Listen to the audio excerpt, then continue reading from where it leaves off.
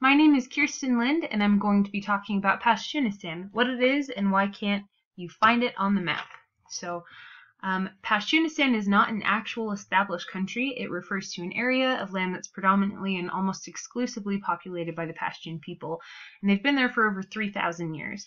This fiercely loyal tribe was split in the middle in 1893 and again in 1947, and we're going to talk about that a little bit later. But half of the tribe ended up on the Pakistan side and half of them ended up on the Afghanistan side. So instead of the Pashtuns being one cohesive, united whole, they're split and separated by political boundaries. There has actually been a movement to make an independent Pashtunistan since the partition in 1947, but it just, it hasn't happened yet.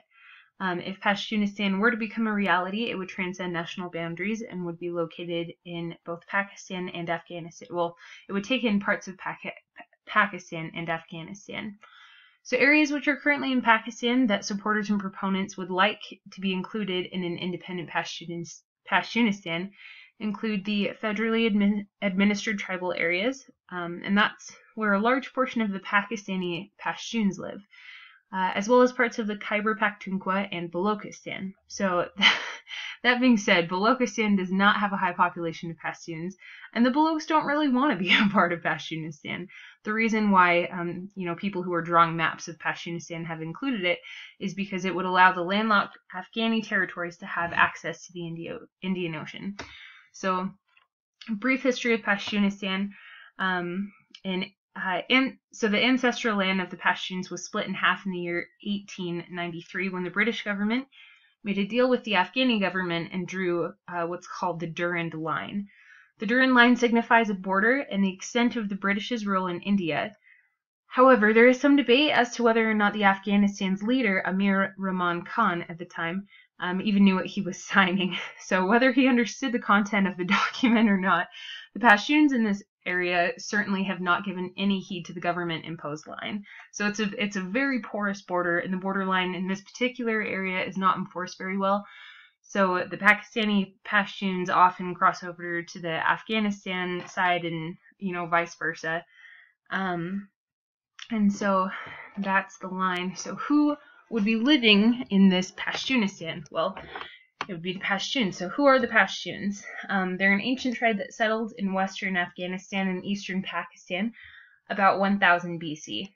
There are about 60 Pashtun tribes of varying size and importance, and there are estimated to be 11 million Pashtuns in Afghanistan and 25 million Pashtuns in Pakistan. So this is a huge tribe.